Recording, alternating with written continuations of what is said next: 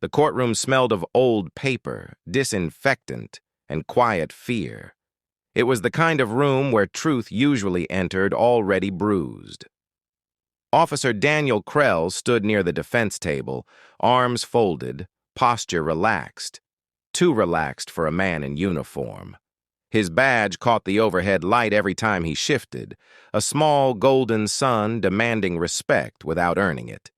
He had learned long ago that in this town, the badge spoke louder than facts. The judge hadn't arrived yet. That was when it happened. The man in handcuffs was already seated when Krell decided to remind everyone who owned the room. A single step forward, a sharp tug on the chain, then the kick, hard, deliberate, into the man's shin just below the knee.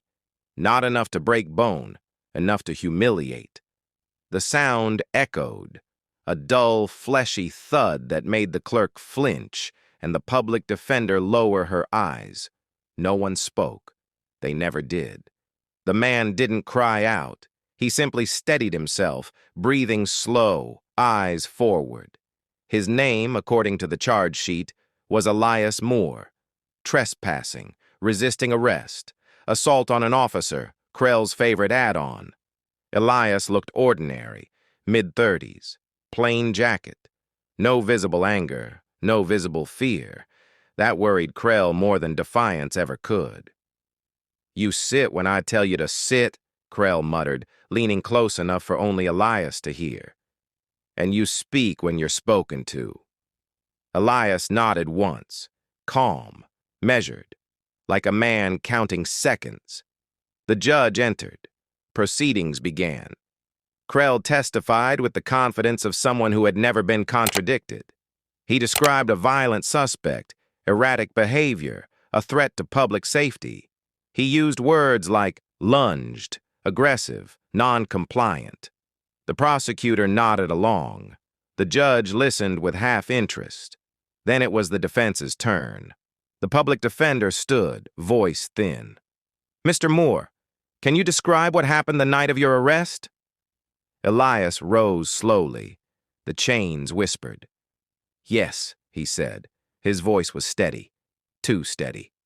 "I was sitting in my car, legally parked, waiting for my brother." Krell smirked. "I complied with every instruction," Elias continued. "I did not resist. I did not threaten anyone." Krell shifted his weight. "And," Elias added, eyes lifting now, not to the judge, but to Krell. "This is not the first time Officer Krell has done this." The room stirred. "Before we continue, please tell us where you are watching from." The judge looked up. "Explain." Elias reached into his pocket. The bailiff tensed, then froze, as Elias slowly produced a folded piece of paper. "Before this arrest," Elias said, "I mailed a sealed affidavit to the Internal Affairs Division of the State Police. It details 12 incidents involving Officer Krell, excessive force, evidence tampering, false testimony." Krell laughed, too loudly. The judge didn't. "I also," Elias went on, "sent copies to the State Bar Association, the Attorney General's office, and a federal judge." Silence dropped like a gavel that hadn't been struck. Krell's smile faded. "You see," Elias said, turning now to the bench, "I knew how this would go, so I planned accordingly." The judge leaned forward. "Mr. Moore, who are you?" Elias met his gaze. "I'm a court-certified forensic auditor," he said, "formerly assigned to review police misconduct settlements across 3 counties, including this one." A bead of sweat slid down Krell's temple. "I resigned last year," Elias continued, "after my reports were buried, after evidence disappeared, after officers like him were protected." Krell snapped. "This is a stunt." "Is it?" Elias asked quietly. The judge raised a hand. "Officer Krell, sit down." For the first time in years, Krell hesitated. The judge turned to the clerk. "Call Internal Affairs, now." The air felt different after that. Lighter, dangerous. An investigator arrived within minutes. Then another. The sealed affidavit was opened. Body cam timestamps were compared. Dispatch logs didn't match testimony.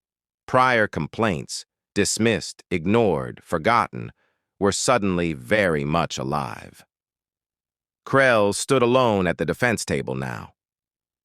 "No," he said under his breath. "You don't understand how this works." Elias did. By the end of the day, the charges against him were dismissed with prejudice. The judge ordered a full inquiry. Krell's badge was taken. His gun followed. As he was escorted out, Krell locked eyes with Elias. "You think you won," he hissed. Elias leaned close, voice low enough to be kind. "No," he said. "I think it's your turn to sit quietly." The courtroom emptied slowly. People whispered. Some smiled. Some looked afraid.